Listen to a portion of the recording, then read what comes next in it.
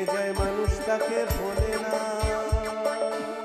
যুগের পরে যুগ কেটে যায় মানুষ তাকে ভোলে না। চলে না রে চলে না রে চলে না রে চলে না, চলে না রে চলে না রে কাকে ছাড়া চলে না। কে সে পরিচয় কি তার?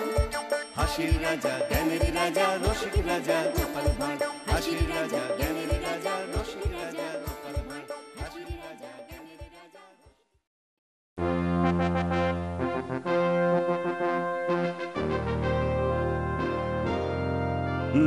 তাহলে রাজকার্য শুরু করা যাক। বলো পণ্ডিত বলো, সবার প্রথমে তুমি শুরু করো। মহারাজ, ছাত্রদের পড়ালেখা ঠিক মতোই চলছে। ওরা সবাই রোজ নিয়ম করে টোলে পড়াশোনা করতে আসে। বাহ বাহ বাহ, এটাই তো চাই। সেনাপতি, এবার তুমি বলো তো। মহারাজ, আমার কিছু এই উন্নত মানের অস্ত্র চাই, তাতে আমাদের শক্তি আরো বাড়বে। পাশের রাজ্য আমাদের আক্রমণ করার আগে দুবার ভাববে মহারাজ। কি দরকার বেকার পয়সা খরচা করে অস্ত্র কেনার? তার চেয়ে আপনি বরং কৃষ্ণনগরের চারপাশে উঁচু পাঁচিল তুলে দিন মহারাজ। পাশের রাজ্যের সৈন্যরা আর কৃষ্ণনগরে ঢুকতে পারবে না। যেমন মন্ত্রী মশাই তেমন তার বুদ্ধি। মানছি উঁচু পাঁচিল তুললে শত্রুরা কৃষ্ণনগরে ঢুকতে পারবে না, কিন্তু আমরাও যে কৃষ্ণনগর ছেড়ে বাইরে বেরোতে পারবো না, এই কথাটা কি একবারও ভেবেছেন? তাই তো, এটা তো ভাবিনি। আপনার মাথায় গোবর ভরা আছে মন্ত্রী মশাই। এই জন্যই তো আমি মন্ত্রীকে ভালোবেসে মাথা মোটা বলে ডাকি। সব হয়েছে ওই গোপালের জন্যে। বেটা আজ এসে থেকে আমার পিছনে জোঁকের মতন লেগে আছে। আমি গোপালকে ছাড়বো না, কিছুতেই না। এই অপমানের বদলা আমি নেবই নেব। এবার এমন একটা উপায় বার করতে হবে যাতে মহারাজ গোপালকে সারা জীবনের মতন রাজসভা থেকে বহিষ্কার করে দেন। কিন্তু কি উপায়, কি উপায়? পেয়েছি, একটা উপায় খুঁজে পেয়েছি। মহারাজ ফুল গাছ খুব ভালোবাসেন। ফুল গাছে ফোটা প্রত্যেকটা ফুলকে মহারাজ নিজের সন্তানের মতন স্নেহ করেন। তাই আমি কাল কাক ভরে রাজবাড়ির ফুল বাগান থেকে ফুল চুরি করে গোপালের বাড়িতে রেখে আসব, আর তারপর জমবে খেলা। আহা!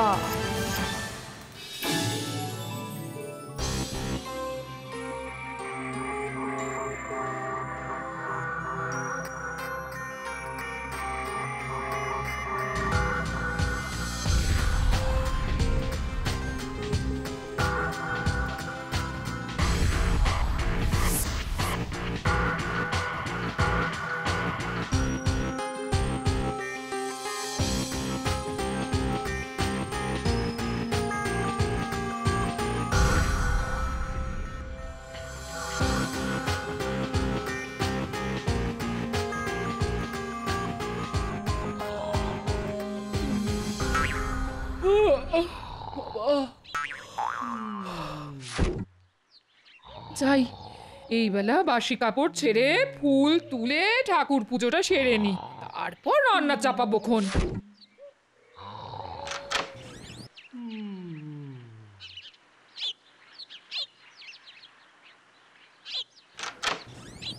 উমা, এত ভোরে দোরগোড়ায় আবার ফুল কে রেখে গেল? এ নিশ্চয় পুটির কাজ। হ্যাঁ,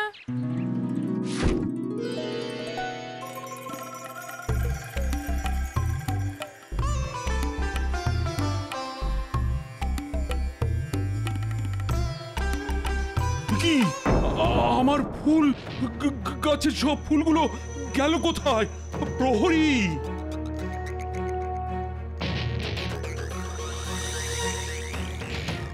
বলুন মহারাজ। এই আমার গাছের ফুলগুলো গেল কোথায়? কে তুলে নিয়ে গেল? হ্যাঁ হ্যাঁ, তাই তো, সকাল থেকে তো আমি এখানেই আছি মহারাজ। কই কাউকেই তো ঢুকতে দেখলাম না। তবে ফুলগুলো উড়ে গেল নাকি? ছত্ত সব! কি হলো মহারাজ, কি নিয়ে এত চিন্তা করছেন আপনি? আর বলো না মন্ত্রী, আজ সকালে উঠে দেখি রাজবাড়ির ফুল বাগান থেকে সব ফুল চুরি হয়ে গেছে। সে কি, চোরের এত বড় সাহস রাজবাড়ির ভিতর থেকে ফুল চুরি করে? হ্যাঁ, না না, এ চোর যে সে চোর নয়। আমার মনে হয় এটা রাজসভার কোনো সদস্যের কাজ। কি এরকম কাজ কে করবে বলো দেখি? কেন মহারাজ, গোপাল। আমার মনে হয় গোপাল ভোরবেলা উঠে ফুল চুরি করেছে, তাইও এখনো পড়ে পড়ে ঘুমোচ্ছে। না না, গোপাল এমন কাজ করতেই পারে না। কেন পারে না শুনি? গোপাল কি সব কাজ আপনাকে জানিয়ে করে? মহারাজ এক্ষুনি চলুন গোপালের বাড়িতে, তাহলেই চোর হাতে নাতে ধরা পড়বে। হ্যাঁ, গোপালের বাড়িতে? আচ্ছা বেশ, তুমি যখন বলছো তখন চলো দেখি একবার।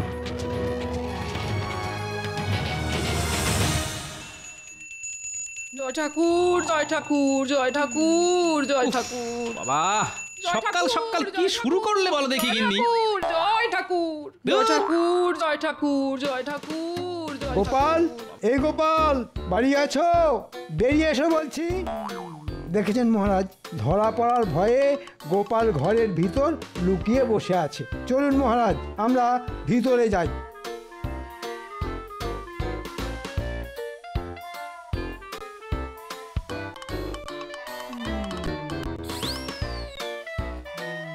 গোপাল! মহারাজ, আপনি? শুধু মহারাজ নয়, আমিও এসেছি। ওই দেখুন মহারাজ, কত ফুল। তাই তো, এ তো আমারই গাছের ফুল। ছি ছি গোপাল, শেষে তুমি ফুল চুরি করলে? হ্যাঁ, কি বলছেন? আমার যে কিছুই মাথায় ঢুকছে না মহারাজ। হ্যাঁ হ্যাঁ, এখন তো কিছুই মাথায় ঢুকবে না। চুরি করে ধরা পড়ে গেলে অমন একটু আধটু হয়, বুঝেছো? গোপাল, আমি তোমাকে 1 মাসের জন্য আমার রাজসভা থেকে বহিষ্কার করলাম। এই 1 মাস তোমার বেতনও কাটা যাবে। এটা চুরির শাস্তি। চলো চলো মন্ত্রী। বেশ হয়েছে, আমার পিছনে আর লাগবে এসো না গোপাল, ফল খুব খারাপ হয়ে যাবে বলে দিলাম।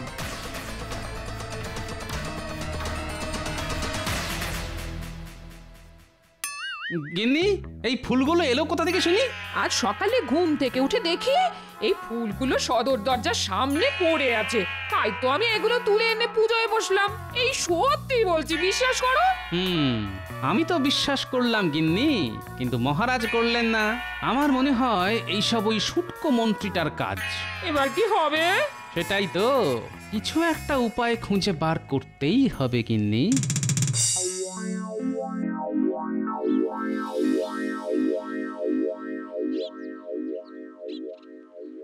ছি ছি ছি ছি ছি, গোপাল কিনা শেষে চুরি করলো। মহারাজ, মন্ত্রী যে, আমি আগামীকাল মুর্শিদাবাদে যাচ্ছি নবাব বাহাদুরের সঙ্গে দেখা করতে। তুমি এদিকটা বরং সামলে নিও। ফিরে এসে আমি গোপালের একটা ব্যবস্থা করব। ওকে ফুল চুরির ক্ষতিপূরণ দিতে হবে। আপনি কোনো চিন্তা করবেন না মহারাজ, আমি সব সামলে নেব।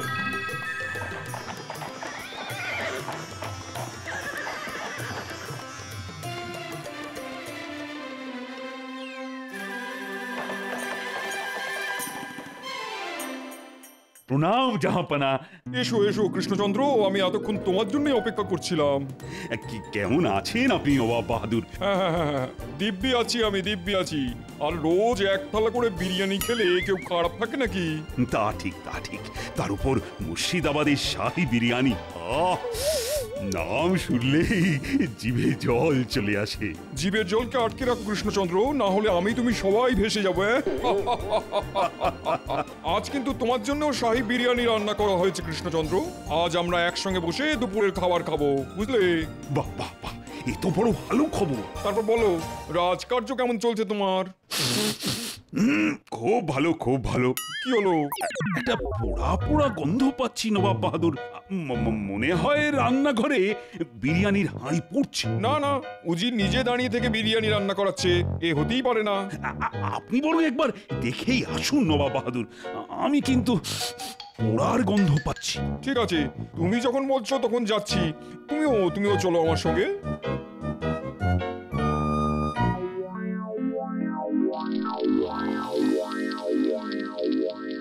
হায় আল্লাহ, সব পুড়ে গেল তো।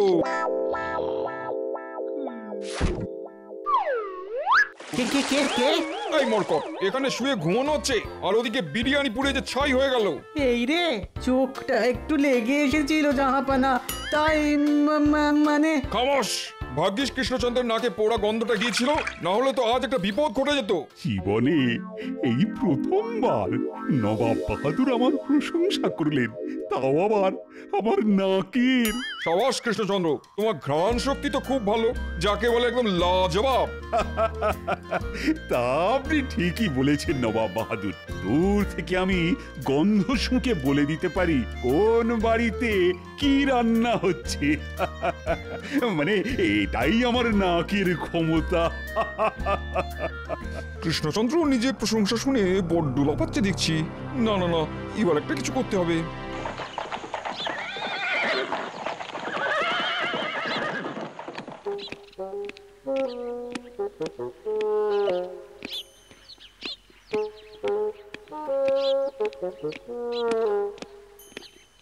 কি বুঝলে উজির? আজ বিরিয়ানিটা পুড়ে গেল। দূর মাতামোটা, কৃষ্ণচন্দ্র নিজের মুখে স্বীকার করেছে ও নাকি দূর থেকে গন্ধ শুকে বলে দিতে পারে কোন বাড়িতে কি রান্না হচ্ছে। এবার আমি কৃষ্ণচন্দ্রের ঘ্রাণ শক্তির পরীক্ষা নেব, আর এমন ব্যবস্থা করব যাতে কৃষ্ণচন্দ্র কিছুতেই জিততে না পারে। বুঝেছি জাহামানা, বুঝেছি। উজির, আমি কালই কৃষ্ণনগর যাব, কিন্তু তার আগে মহারাজ, এবার আপনি গোপালের একটা ব্যবস্থা করুন। ওকে শুধু 1 মাসের জন্য বহিষ্কার করলে শাস্তিটা বড্ড কম হয়ে যাবে। ঠিক ঠিক বলেছ মন্ত্রী, গোপালকে ক্ষতিপূরণ বাবদ 10 মোহর দিতে হবে। এবার ঠিক আছে মহারাজ। নবাব বাহাদুর, আপনি? তোমার পরীক্ষা নিতে এলাম কৃষ্ণচন্দ্র। পরীক্ষা?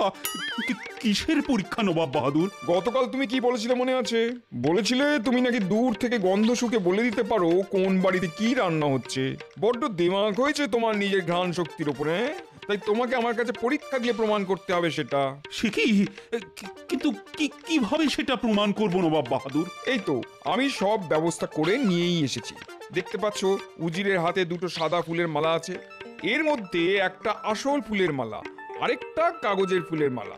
তোমাকে শুধু গন্ধ শুকে চিনতে হবে কোনটা আসল ফুলের মালা। ও, এই ব্যাপার। তবে একটা শর্ত আছে কৃষ্ণচন্দ্র, তোমাকে এই কাজটা করতে হবে মালা থেকে 10 হাত দূরে দাঁড়িয়ে। হ্যাঁ নয়, হ্যাঁ, তোমার হাতে আজকের দিনটা সময়। আজকের মধ্যে গন্ধ শুকে আসল আর নকল ফুলের মালার তফাৎ করতে না পারলে আমি তোমার গর্দান নেবো, এই আমি বলে দিলাম। চলো উজির, আজ কৃষ্ণচন্দ্রের গর্দান নিয়েই তবে মুর্শিদাবাদে ফিরবো। চলুন চলুন জাহাপানা, চলুন।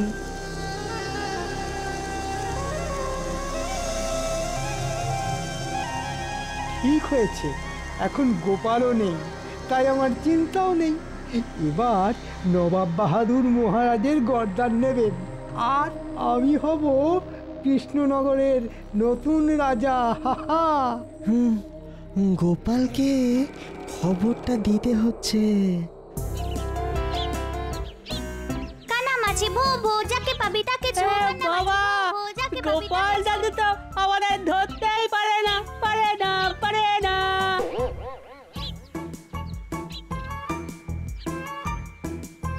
কানামাছি ভো যাকে পাবি তাকে বাবা,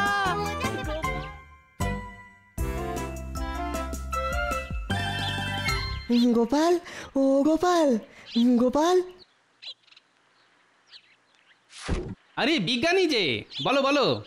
মহারাজের বড় বিপদ গোপাল, তুমি বাঁচাও মহারাজকে। কেন কেন, কি হলো মহারাজের? দেখতে পাচ্ছ উজিরের হাতে 2টো সাদা ফুলের মালা আছে, এর মধ্যে একটা আসল ফুলের মালা, আরেকটা কাগজের ফুলের মালা। তোমাকে শুধু গন্ধ শুকে চিনতে হবে কোনটা আসল ফুলের মালা। তবে একটা শর্ত আছে কৃষ্ণচন্দ্র, তোমাকে এই কাজটা করতে হবে মালা থেকে 10 হাত দূরে দাঁড়িয়ে। তোমার হাতে আজকের দিনটা সময়। আজকের মধ্যে গন্ধ শুকে আসল আর নকল ফুলের মালার তফাৎ করতে না পারলে আমি তোমার গর্দান নেবো, এই আমি বলে দিলাম। পেয়েছি একটা সুযোগ। ঠিক আছে বিজ্ঞানী, আমি যাব, কিন্তু গোপাল সেজে নয়, ছদ্মবেশে। আর শুধু নবাব বাহাদুরকে নয়, যে আমার বাড়িতে ফুল রেখে গেছে তাকেও গোপাল আচ্ছা করে শিক্ষা দেবে।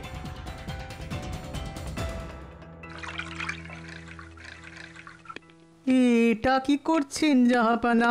শুধু আমি আর তুমি জানি ওই মালা দুটোই নকল, কাগজের তৈরি। কিন্তু কৃষ্ণচন্দ্র জানে এর মধ্যে একটা মালা আসল, আর ওকে সেটাই খুঁজে বার করতে হবে। তাই কৃষ্ণচন্দ্রকে চমকে দেওয়ার জন্য দুটো মালাতেই আচ্ছা করে ফুলের গন্ধের আঁতর মাখিয়ে দিয়েছি। এবার কৃষ্ণচন্দ্র পাগল হয়ে যাবে। আপনি মহান মহান জাহাপানা।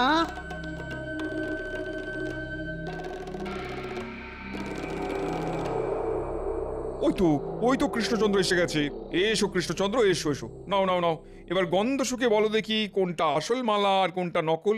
ইয়ে মানে চেষ্টা করে দেখি একবার তাহলে। আহ, এই মালাটা থেকে তো ফুলের সুগন্ধ পাচ্ছি। আমার মনে হয় এই মালাটাই আসল। দাঁড়ান দাঁড়ান, আগে আর একটা মালার গন্ধ তো শুঁকে দেখুন।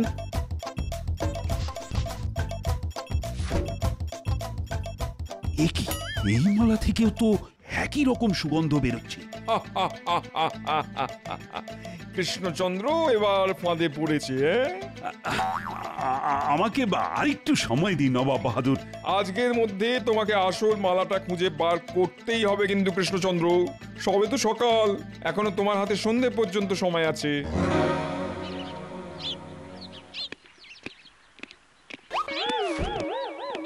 বলি ছদ্মবেশে কোথায় চললে? গোলমালের গন্ধ পেয়েছি গিন্নি, তাই আমি চললাম মহারাজকে বাঁচাতে। এবার আমি কি করব? কিছুই তো মাথায় আসছে না। আপনি চিন্তা করবেন না, সব ঠিক হয়ে যাবে। কিচ্ছু ঠিক হবে না রানী, কিচ্ছু ঠিক হবে না। গোপাল কোথায়? গোপালকে একবার ডেকে পাঠান না আপনি। ওর মুখে আমি গোপালের সামনে গিয়ে দাঁড়াবো বলো তো রানী? আমি যে গোপালকে নিজের মুখে রাজসভা থেকে বহিষ্কারের কথা বলেছি। না না, গোপাল কিচ্ছু মনে করবে না। গোপালের সত্যি মিথ্যে বিচার করার ক্ষমতা আছে। কিন্তু তার আগে বলুন তো, আপনাকে কে বললো গোপাল চুরি করেছে? মন্ত্রী তো আমাকে ধরে নিয়ে গোপালের বাড়িতে গেল। সব তাহলে ওই মন্ত্রীর চাল। না না, আগে নবাব বাহাদুরকে তো শিক্ষা দিই, তারপর মন্ত্রীকে দেখে নিচ্ছি। ফট ফট ফট ঝট ফট। আপনি কে সাধু বাবা? আমার নাম তালা বাবা নন্দ। ভাগ্যের তালা চাবি সব আমার হাতে থাকে। আমি চাইলে কারুর কপালে তালা লাগিয়ে তাকে ভিখারি করে দিতে পারি, আবার চাইলে কপালের তালা খুলে তাকে ভিখারি থেকে সোজা রাজাও বানিয়ে দিতে পারি। আমাকে বাঁচান সাধু বাবা, আমি মহা বিপদে পড়েছি। জানি জানি, আমি সব জানি। আয়, কানটা আমার মুখের কাছে নিয়ে আয়।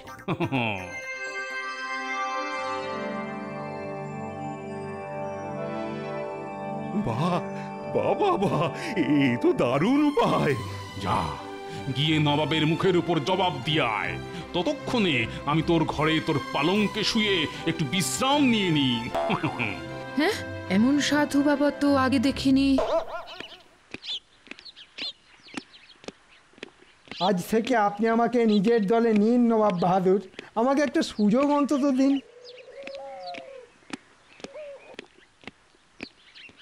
কি মন্ত্রী, তুমি এখানে? আজ থেকে আমি মন্ত্রী নই মহারাজ, আজ থেকে আমি নবাব বাহাদুরের দলে। তাই নাকি? সুযোগ বুঝে অমনি দল বদল করে নিলে তুমি? হ্যাঁ করেছি মহারাজ, শুধু দল বদল নয়, গোপালকে চোর সাজিয়েছি আমি। আমি নিজে রাজবাড়ি থেকে ফুল চুরি করে গোপালের ঘরের সামনে রেখে এসেছিলাম, আর বেচারা গোপালটা শাস্তি পেল কোনো দোষ না করে। কি কৃষ্ণচন্দ্র, সময় কিন্তু কমে আসছে, তাড়াতাড়ি করো। আমি তৈরি নবাব বাহাদুর। প্রহরী,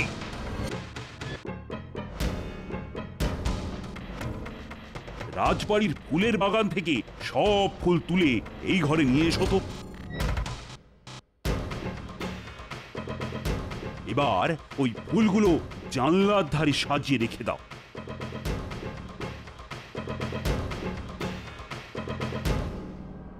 বুঝি, এবার তুমি এই মালা দুটো ওই ফুলগুলোর পাশে আলাদা আলাদা করে রেখে দাও। এসব কি হচ্ছে কৃষ্ণচন্দ্র? অপেক্ষা করুন নবাব বাহাদুর।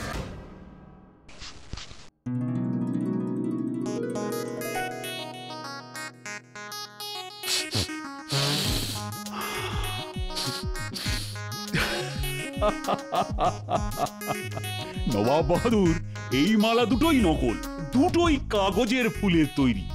বলো কি? এটাই আমার উত্তর নবাব বাহাদুর। এবার আপনি বলুন, আমি ঠিক না ভুল? এ কি হলো জাহাপানা? রাজা কৃষ্ণচন্দ্র কি করে সত্যিটা বলে দিল? সেটাই তো আমি ভেবে পাচ্ছি না। হ্যাঁ, মহারাজ জিতে গেলেন।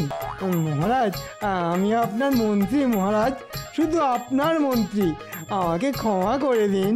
না না না, মহারাজ আপনাকে ক্ষমা করলেও আমি আপনাকে এত সহজে ছাড়বো না মন্ত্রী মশাই।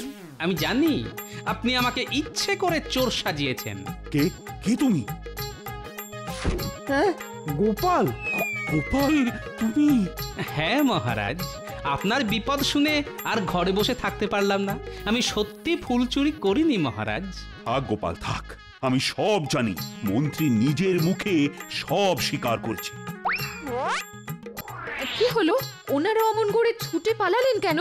লজ্জায় রানী, লজ্জায়। গোপাল না থাকলে আমাকে পালাতে হতো তোমাদের সবাইকে ছেড়ে। গোপাল এইবারও আমাকে বাঁচিয়ে দিয়েছে। তার মানে সাধুর বেশে ওটা তুমি ছিলে গোপাল?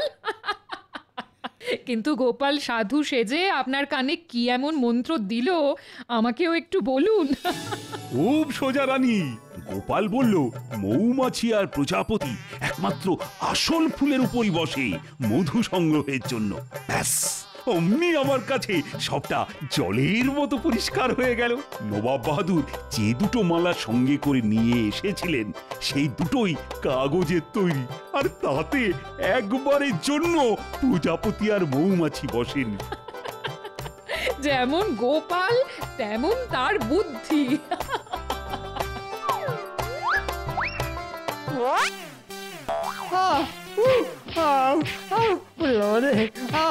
লাগছে লাগছে মহারাজ।